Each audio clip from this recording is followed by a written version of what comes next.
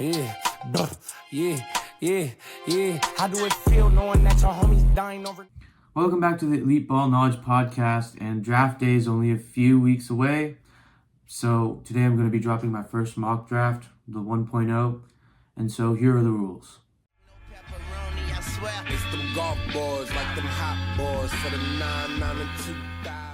The rules are going to be pretty standard. I'm going to do one round for today. I might do a second round later. There are going to be no trades.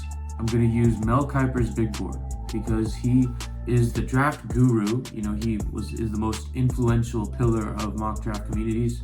So I'm going to use his big board because he knows his stuff and I really admire his work. So let's get started. So with the first pick, I know everyone knows the Raiders are going to take Fernando Mendoza.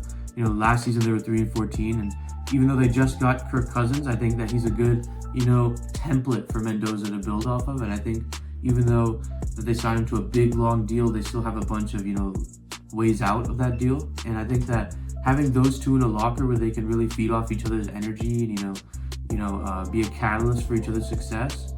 Obviously, they play the same, and I think that Mendoza is just a more accurate, more athletic version of Kirk Cousins. But I also think that, having him learning under Kirk Cousins' experience will also help his development in the long run. The Raiders have a lot of needs, being QB being the most important out of wide receiver, offensive line, defensive line, and DB. But, Mendoza, he's been playing very well. He's made all the right decisions in all the biggest games, on all the biggest stages, even back at Cal when they beat Stanford, and now at Indiana when they beat Miami for the national championship. He's an amazing leader, and he's the clutch factor. And his clutch factor, as evidenced by, his diving touchdown run in the national championship, makes him the guy for the Raiders. Next up, I want to talk about the Jets, who were also 3-14 last year. I think they're going to take David Bailey out of Texas Tech. He's a defensive lineman, and I think the only reason why is because Aaron Glenn is on a short leash with this management team, the front office team, and I think that when he really should have been fired last year. They had a horrible season last year, and a lot of first-year coaches get fired after a bad year like that. But I think the Jets are willing to stick it out with him, and I don't think that they have enough time to wait for an Orville Reese. He's one of the best guys ever to, develop. I mean, they could obviously go Orville Reese here and have a similar output, but I think David Bailey is more ready for the game. He ran a 4.5 40-yard dash, and he's a quick fix. So I think that the Jets really take this guy, and he had the best pressure rate in the nation. So I think that he's the guy for the Jets. At third overall, I think the Cardinals are going to take Orville Reese. I mean, it could obviously go either way with Bailey and Reese flipping spots, with Reese going at 2, Bailey going at 3.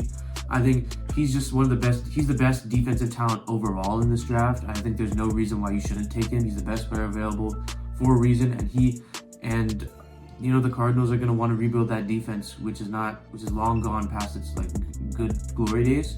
So I think Orville Reese starts there. He has the biggest potential, and they have a patient team ready to develop him with any roadblocks in the way. So I think that he's the best fit for the Cardinals. Okay, at number 4, I got the Tennessee Titans, and I think that they're going to take Jeremiah Love. And that might not be, the prevalent issue on the Titans. I think they do need a lineman for Cam Ward, but I think Jeremiah Love is the best talent in the draft, specifically on the offensive side of the ball. He ran a 4.36 40, and he's very shifty. He's the best physical talent in the draft, like I said before. I just need to reiterate it because it's so prevalent when you watch everyone else, especially compared to the other running backs. And Tony Pollard and Tyjae Spears aren't the guys for Tennessee. We've seen that time and time again. And I think Jeremiah Love, you get this number 1 back, and he could very easily be one of the best running backs in his first year. So I think that him going to Tennessee is one of the best places for him to go. I think Tennessee can obviously take a defensive guy like Ruben Bain, or should Orville Reese fall this far, then Orville Reese. But I think Jeremiah Love is looking more and more like the number 4 overall pick. At pick 5, I have the Giants taking Carnell Tate. I think, in my opinion, Carnell Tate is not the best wide receiver in this class overall. I think Jordan Tyson is, and he's the best talent. It's just that injury history is going to get him dropped down the boards. And I think that Carnell Tate plays so well as a wide receiver too, as a vertical deep threat that they need him to do, and he's a good route runner. Him pairing up with Malik Neighbors makes him the guy for New York. I think that he could take a Rashad Bateman kind of role in a Harbaugh system. So I think and he gives, Jackson Dart another target. I think if Love fell here, I don't think the Giants would take him necessarily. They could take a lineman like Mawaga, but I think that Carnell Tate is the best option for the Giants right now to maximize, Jackson Dart's potential. I think the Cleveland Browns either go wide receiver or tackle in both of their, picks, but it wouldn't surprise me if they traded down. It wouldn't surprise me if they take a wide receiver here like Mekhi Lemon or Carnell Tate if he falls here. But I do think that, Carnell Tate's gone in my mock draft, and it's too early to take Mekhi Lemon. It's way too early to take Tyson. It's way too early to take, Omar Cooper, some of those guys. So right now I think Malaga is the best pick. He's the best tackle in this draft, and he protects the blind side for a quarterback who desperately needs, time in the pocket, like Shedeur Sanders or, Ty Simpson, someone who needs that time in the pocket. So I think that's perfect. It's a perfect timing pick if you get Francis Malaga at number 6. I got the Commanders, I got them taking, Caleb Downs, one of the best instinctual players on this team. And on this draft class. And I think that the Commanders, their head coach is a defensive-minded head coach. He did in Dallas time and time again. And I think he's going to want a guy like Caleb Downs to come in there and lead the defense, especially because they don't have anyone in secondary who can lead the defense. And they just need a leader. Bobby Wagner is a free agent, and they need to fill that gap. So I think Caleb Downs is the best pick here. You could obviously go top 5, but Caleb Downs, I think if he makes it to 7, the Commanders have to take him. Now for the New Orleans Saints, I think if any receivers are here like Carnell Tate, I think that's the guy they're looking for. If Carnell Tate's here, they take him. I think Carnell Tate's draft radius in this could be top 5 or top 10. But I do think that if he's not there, I think the Saints don't take a receiver here because the class is so deep. They can take a corner who they needed for a long time since Lattimore left. I think that Mansour Delane slots right in there, and he was one of the best corners in the nation since Jermon McCoy was injured. So I think that's what makes him CB1, which gets him picked at number 8. Number 9, I think Kansas City, they take, they were 6-11 this past season, and I think the pass rush was one of the big factors of why they couldn't get any pressure or why their defense couldn't get any wins. And I think that Ruben Bain is the kind of guy that they would like, Chris Jones is getting old. He's starting to get a little bit washed. And Ruben Bain, if he falls to 9, I think he's their Mike Tyson of the defense. They're going to take him.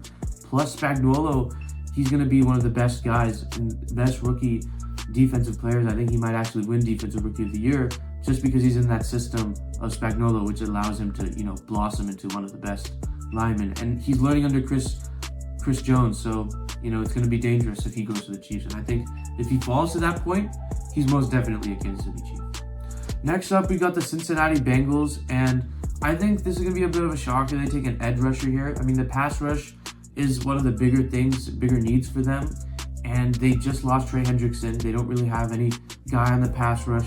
So I think his frame and his versatility, him being 6'6", allows him to build up into that frame, be a kind of huge monster on the edge to kind of get some pressure, especially because, they lost their defense has never been that good in the Joe Burrow era. And I think getting a guy like, Keldrick Falk, he's one of the better guys to, come into that system and, help shore up those gaps. I think at number 11, the Dolphins are going to take a guy like Mekhi Lemon, and that's only because they don't have any receiver. If they didn't trade Jalen Waddle, I think at 11 they could have taken someone else like, Jermon McCoy. But I think that, they need a receiver really badly, and the Biletnikoff winner, who plays like a mini Amon-Ra St. Brown, he's the guy for the Miami Dolphins. I think at 12 overall, the Cowboys, if Sonny Styles is there, he goes there. It's the thing with all these defensive players, they could go top 5, and they can go in the top 15. And I think in just this case, in my mock draft 1.0, Sonny Styles ends up going to the Cowboys at 12. So I think he put up a very good combine show, and it wouldn't surprise me if he went in the top 5 as well, especially to a team like the Giants. But he's got that elite talent, that elite experience, that broad jump that's so good, his vertical that's so good, his 40 that's so good. Teams are just gonna be salivating over this kind of best linebacker, and I think that he has the potential to be one of the best in the game. But I think he goes at 12 for now. He could obviously go very high, but I think 12 is where he ends up going to the Dallas Cowboys, who desperately need a quarterback of the defense. At 13, I think the Rams will, you want to protect Matthew Stafford. He's in his last year, and there are a bunch of quarterback successors to Matthew Stafford in this year's draft or next year's draft. And they only got one first-round pick. They got to make it count. So at tackle, I think they take Spencer Fano out of Utah. And I think that his positional versatility helps him be plug and play wherever they need him to protect Matthew Stafford. And I think that was why they lost the game to Seattle in the NFC Championship, because, Stafford was pressured. He didn't have a chance to throw it on 4th down. So, he comes in there specifically to block that need. They already fixed their corners, which is one of the biggest needs. So getting a lineman to preserve Stafford is one of the best things that they can do. Now at 14, I think the Ravens are going to take Vega Ione out of Penn State. He's a guard. They lost to Tyler Linderbaum in the middle of their offensive line. So his stamina and his torque and his agility will help them get that guy to, fill that gap, help the run game flourish, and protect Lamar Jackson. At 15, I think that the Tampa Bay Buccaneers are going to take Zion Young. And I think they could also go Kenyon Sadiq here, but there are other tight ends in the draft, which I like them taking a little bit better than Sadiq. So I think that, Zion Young, he's a young edge. His run defense and his pass rush are very good, and his stamina, his motor is really good. So I think him being in there to, take the load off of Vita Vea, the last few guys that they drafted as a lineman, Kalijah Kancey, Joe Tryon Shoyinka, they didn't work out. I think third tries a charm. Zion Young ends up working out in Tampa Bay. Okay, at 16, I think the New York Jets are going to take Omar Cooper. They already drafted a defensive player. Get another wide receiver too for your quarterback, Geno Smith, so that, it's not too bad. Aaron Glenn has been saying Geno's going to take you to the promised land, whether that promised land is, first overall pick, or it's going to be, the playoffs. So I think Omar Cooper makes it a little bit better for whoever's coming in at the first overall pick or whoever's coming in right now in the playoffs. I like Omar Cooper, and I think that I'm going to make another video on him because he's, in my opinion, one of the more underrated wide receivers in the top echelon of talent. I think that a lot of teams are sleeping on him, but I think his elite catch radius, his playmaking ability, and his bully ball kind of ability when he gets the ball, that's what makes him one of the better receivers in this class and what makes him such a good quarterback's best friend, So at 17, I have the Lions taking Caden Proctor, and their line has been very depleted after this past season. When they had that 1 seed, their line was very good, Ragnow and all those others who were in there at the Lions line.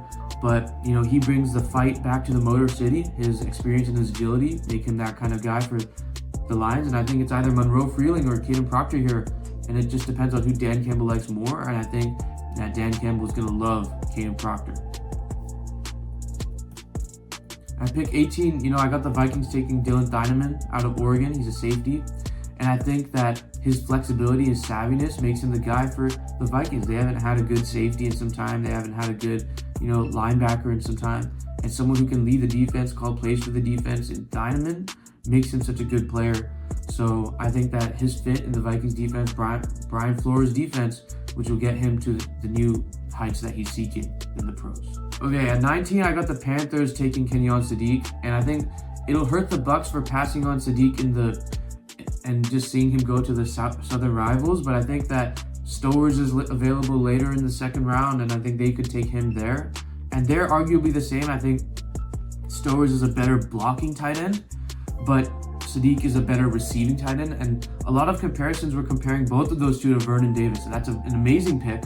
But I think that Kenyon Sadiq is a little bit closer to Vernon Davis just in the way that he plays as a receiver. He's the most athletic, receiving kind of player in the draft. I think that his ability to be a receiver overshadows his blocking ability, which isn't as good, but it's still his combine and his ability is going to bring him up in the draft to, pick 19. And I think that Stowers is obviously the second best tight end in the draft and it's very close between the two.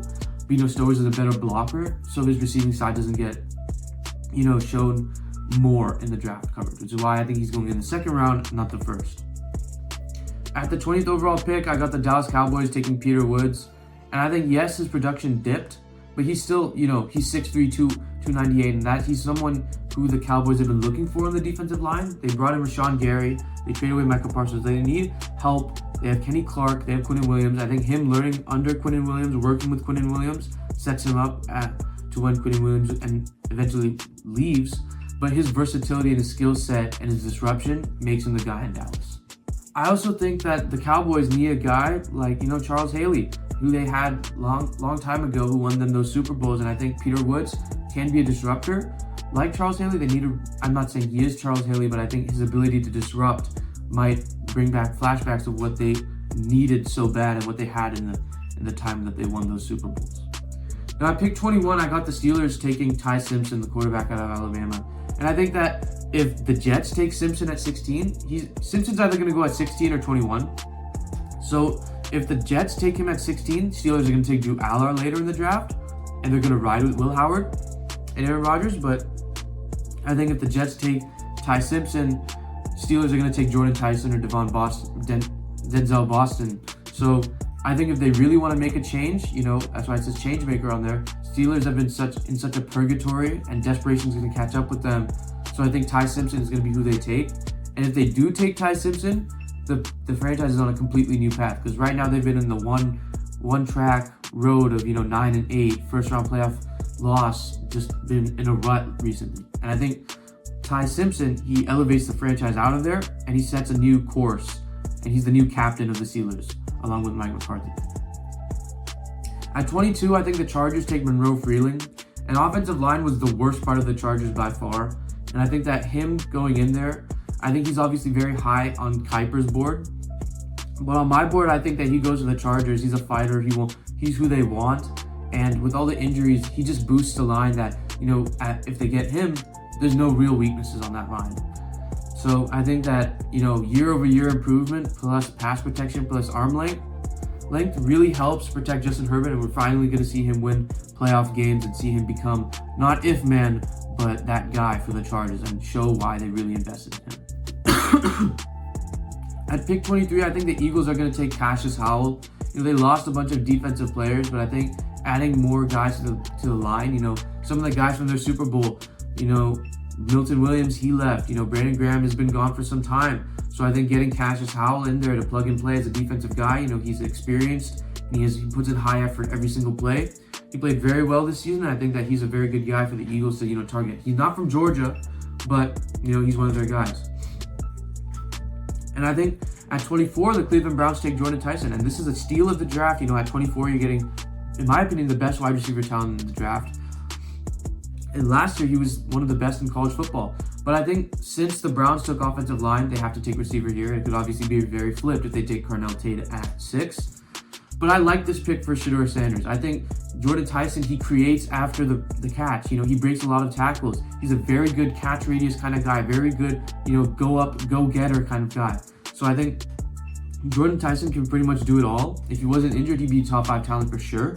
And I think him going with Shedeur Sanders with his ability to make plays and his physical traits, that's perfect timing for Shedeur, and for the Browns, picking him at 24. So I think taking Jacksonville's pick and using it on this good of a wide receiver really gets the bang for your buck if you're a Cleveland Browns fan and if you're a Cleveland Browns organization. At 25, I got the Bears taking Emmanuel McNeil-Warren out of Toledo. He's a safety, and I think that they just lost Jaquan Brisker. They did get some guys from free agency, but I think that he's the guy who they need. They need a guy on the safeties position, So I think that his playmaking ability, his field control, he's the guy for the Bears. So I'd like to see them take him. I think they've been looking at him through this draft process. So I think that's most likely who they're going to take at 25. At pick 26, I got the Buffalo Bills taking Denzel Boston. His length, his height, his catch radius. He's 6'4", 205. And I think that he complements a DJ Moore kind of guy very well. He complements, Khalil Shakir kind of well. And those three, Cookies, Keon Coleman is out. They've been blackballing him. He's essentially out of this league, this team for Buffalo. But I think he's shown a lot. He'd definitely get another shot. But I think Denzel Boston's coming for a job if he's here at 26. And I think that Buffalo really could use him. They throw a lot of deep balls. Brandon Cooks is pretty old. Denzel Boston's the kind of guy for a deep ball. You need an end zone fade. You want to go throw to Denzel Boston. I think DJ Moore is the type of guy to get you down the field through the middle of the field. And Denzel Boston is going to get you down the field through the perimeter. And if you need a goal line play, improvisation, you want Denzel Boston. So I think that he's one of the better receivers in this class. And his height definitely puts him at 26. Now at 27, I got the San Francisco 49ers. They're going to take a lineman or a tackle. I think Blake Miller being here at this pick is very good for them. I don't see any other linemen being at this position who are worth taking.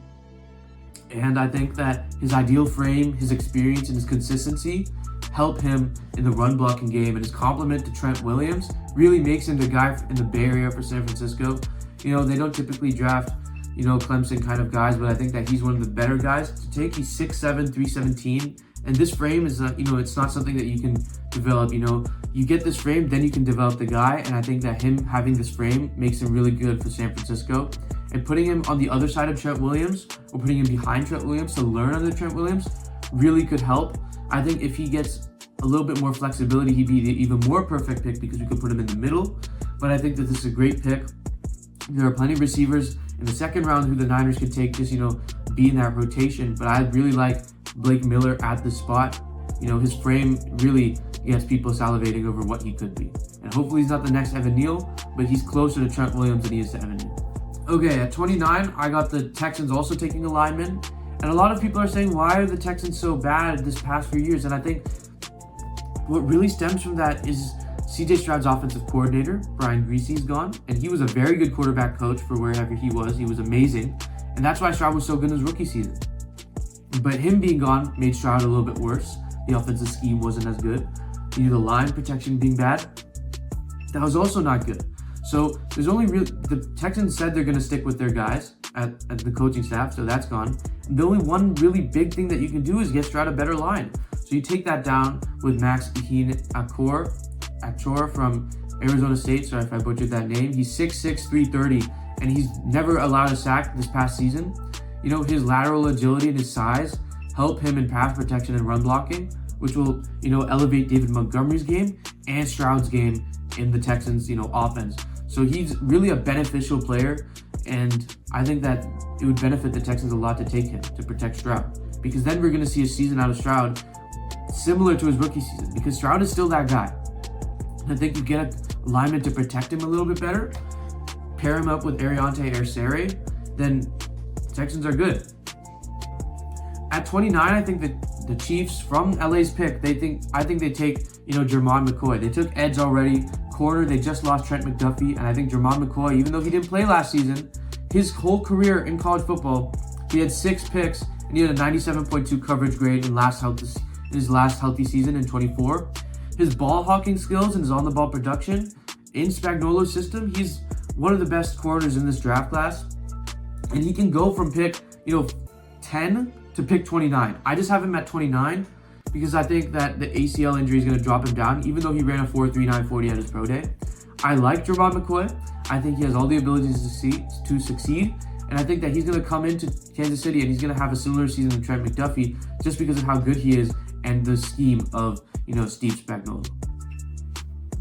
At pick 30, I think the Miami Dolphins are going to also take a cornerback because they haven't had a solid cornerback. Their number one is Storm Duck, and the secondary is only headed by Minkah Fitzpatrick isn't even there anymore, so they don't really have a secondary. They already took a wide receiver, that's one of their needs. So taking cornerback Evion Terrell, even though he's coming off a hamstring injury at his pro day, his fluidity and his disruption skills plus his athleticism make him the guy for Miami. And I think that their coach, who's a defensive-minded coach, will really elevate his talent and make him, similar to Jair Alexander or his brother, AJ Terrell. At pick 31, I got the Patriots taking Casey Conception out of, Texas A&M. And I think that Conception's on-the-ball skills are very good. The only problem is his drops. His yards after catch is very good. His flexibility is very good. He's a guy who plays with character. He's a guy who's, one of those guys that you gotta root for, because Conception is such a, you always root for Conception, especially when he came out with the speech impediment thing and he told everyone about how it was, and I just got a bunch of respect towards him. And I think the Patriots are going to take him because, they didn't have any receivers in that Super Bowl. Stephon Diggs was getting covered by, Devon Witherspoon. Matt Collins was really their only guy who performed, and they got Romeo Doubs through free agency, but he's not really a wide receiver one. I think you bring Casey Conception, let him play for a year. Next year, he'll be wide receiver one. And, people said this about Jalen Polk, but I think that Conception, with his yards after catch ability, will make him wide receiver one in New England.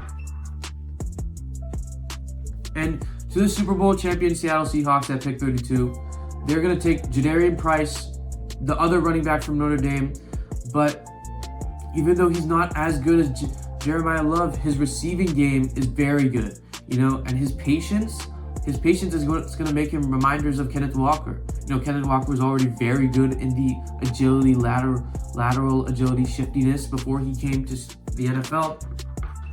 And something that he improved on in his most recent season was his patience. Shades of Le'Veon Bell and Kenneth Walker. And I think that Jadarian Price's patience brings shades of Kenneth Walker. So I think out with the old, in with the new, I'd say. Obviously, I think the Seahawks fans would like to keep K9 and let Shaheed go. If they had done that, then it's a receiver being taken at 32. But Jadarian Price is very good, and I think he's running back. He's a round running back too, and I think the Seattle Seahawks are going to take whoever they think is better for the job when it comes to, Emmett Johnson or Jadarian Price. I think Jadarian Price is just who ends up going at 32. Thank you for watching. I'm going to update with round 2 soon. I'm also going to make a video on Omar Cooper Jr. because I think that he's, so special as a wide receiver for a West Coast system, and I think it's something that needs to be spotlighted. And I also used, theringer.com and its sports, profile for the draft to get the pictures, some of the information on Jadarian Price. But for ESPN, I primarily used ESPN for the player information. So yeah, thank you guys for watching again. Make sure to like and subscribe. It really means a lot for the channel. I enjoy making draft content so much, so I'm going to consistently produce some draft content. So make sure to stay tuned for that. Thank you. Prepaid call from who you depend on. If you need something, who can you bend on?